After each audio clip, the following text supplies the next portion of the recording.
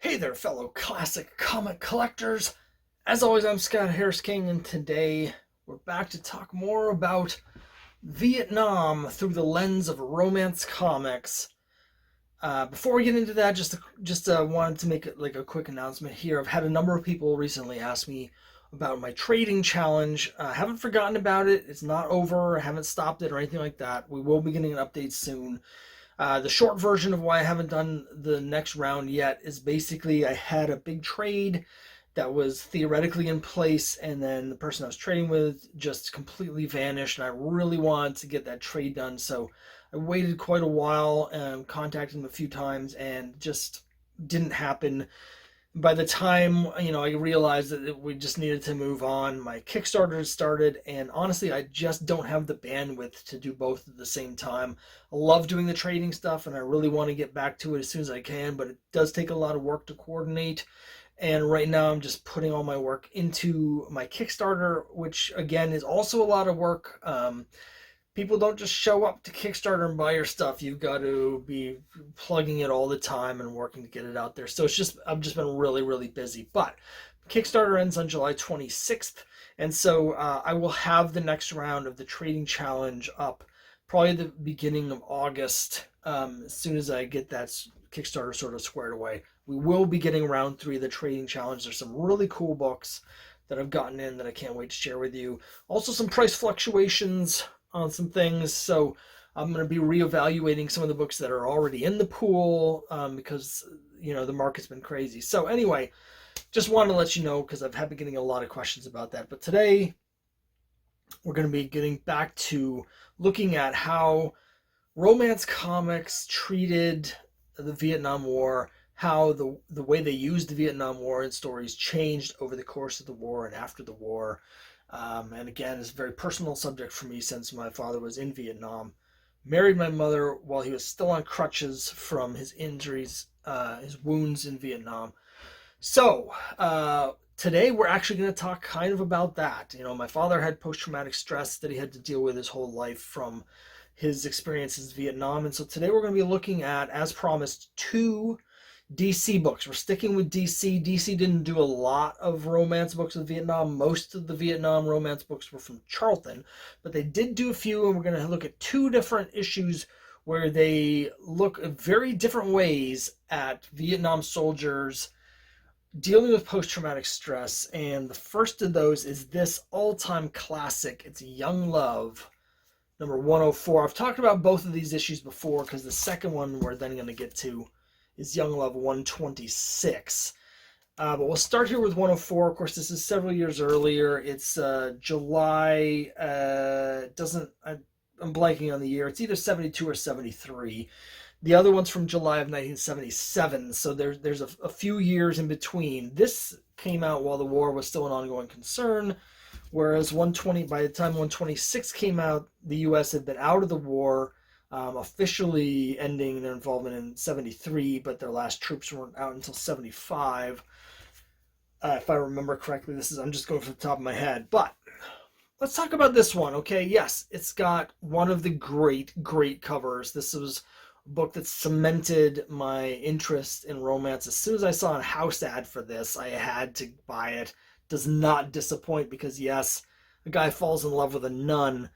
But when you read the story, it's not just any guy, because this guy here is a Vietnam vet, recently returned from Vietnam, struggling very much with post-traumatic stress. I'm going to put up on the screen here, fantastic opening sequence that you're not going to expect from a romance book. But here's a sequence where splash page, he's rolling around on the beach making out with this woman. But while he's doing it, in his mind, he's picturing him rolling around on a beach in hand-to-hand combat to the death with a North Vietnamese soldier. And it's just a gut punch of an opening sequence, because the parallels that the writer is drawing here, and just the insight about how this guy cannot experience his life because these flashes, these thoughts, these feelings that are coming into him and interrupting all of everything he's trying to do. He can't get away from it. It's just fantastic. Now, the writer, of course, is Robert Kanigher. You don't think of Robert Kanigher as being a romance writer. And I could do a whole video about Robert Kanigher, and maybe I should at some point, because for me, there's bad Robert Kanigher and there's good Robert Kanigher. If you read enough of his stuff, you'll know what I'm talking about. This is good Robert Kanigher. And when good Robert Kanigher is good, a lot of times it is because in one way or another he's actually addressing mental health stuff like this. Robert Kanigher himself had some serious mental health issues. He at one point suffered a complete breakdown. Some of his friends in the comic industry had to cover for him for a while he was away recovering. From what I've read, he was likely severely bipolar. That led to a lot of really difficult situations with him at DC, where I've read interviews with people were basically like, he could be great, he could be a complete a-hole. And you see that in his writing, and he has a lot of stories that actually deal with this in different ways. Rose and Thorn is the most obvious, because that is about a character who has two different personalities and they're not aware of each other. But here, he's getting back to his war roots. Kanigher, best known, of course, he's well known for his horrible run on Wonder Woman, but he's really best known for his best work, which is his work as writing war books for DC. That's where he does most of his best stuff, is as a war writer. And here we see why, because he has this insight into the cost of war, the mental cost of war. Just a fantastic opening sequence. And basically what happens in this story is that this guy's back from Vietnam, but he can't stop reliving all the horrible things. And so he is basically sleeping around. He can't form any real attachments because of things like this happening. And eventually he goes off to this retreat that's like up in the mountains to try and get away from it all. And while he's there, he meets a woman and he falls in love with this woman. And then there's some like over the top melodrama where this guy seems to be, he thinks this guy's attacking a woman, and maybe he was. So it's a little bit dicey. So he fights this guy off, and then she's like, no, don't hurt that guy. And so he stops fighting the guy, and the guy just starts beating him with a tree branch. Anyway, and then later on, he's like infatuated with this woman. She's like, stay away from me. I'm not interested. It can never work. And he's like, I'm just going to ignore that. Men.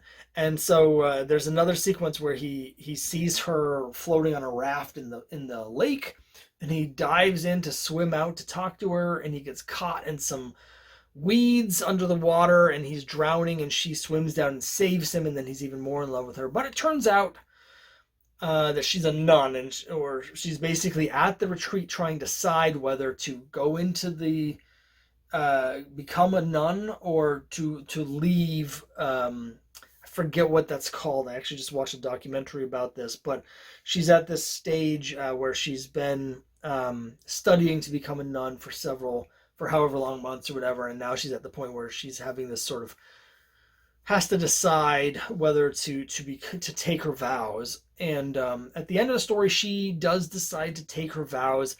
She sees this experience of saving him as like a sign from God that she's meant to help people.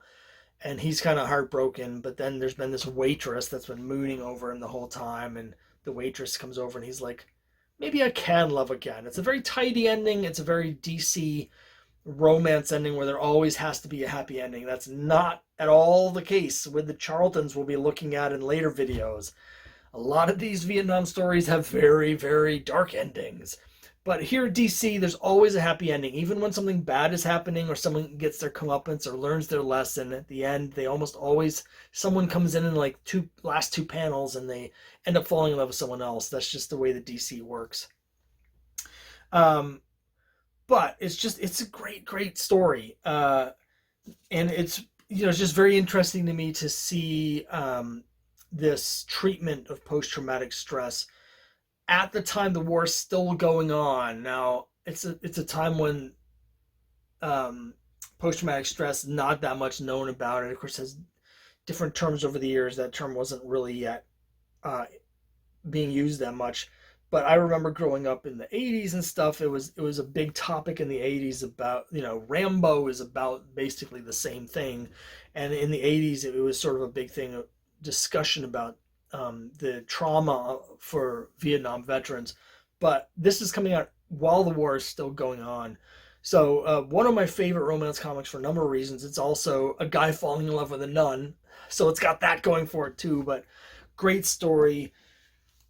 But we do get a different interesting story here in Young Love 126. I did a whole video on this issue, so I've already talked about this, but not specifically really in this context. So here we are, the summer of 1977.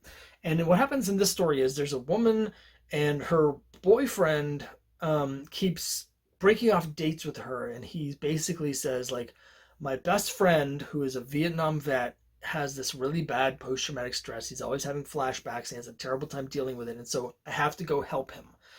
And she does not have much sympathy for this guy because she's like, this guy needs to learn how to deal with his damn problems by himself, and not my boyfriend is always breaking stuff off with me to go help this guy. And finally she gets fed up because it's like their anniversary, and he like breaks off their anniversary dinner to go be with his friend. And so she goes off and confronts this friend, and the friend is a Vietnam vet, but he's basically like, I don't know what you're talking about. He's like, I haven't seen this guy in, weeks. I'm fine. But it turns out that this guy has done this before with other women. And sure enough, he's actually having an affair with the woman's best friend.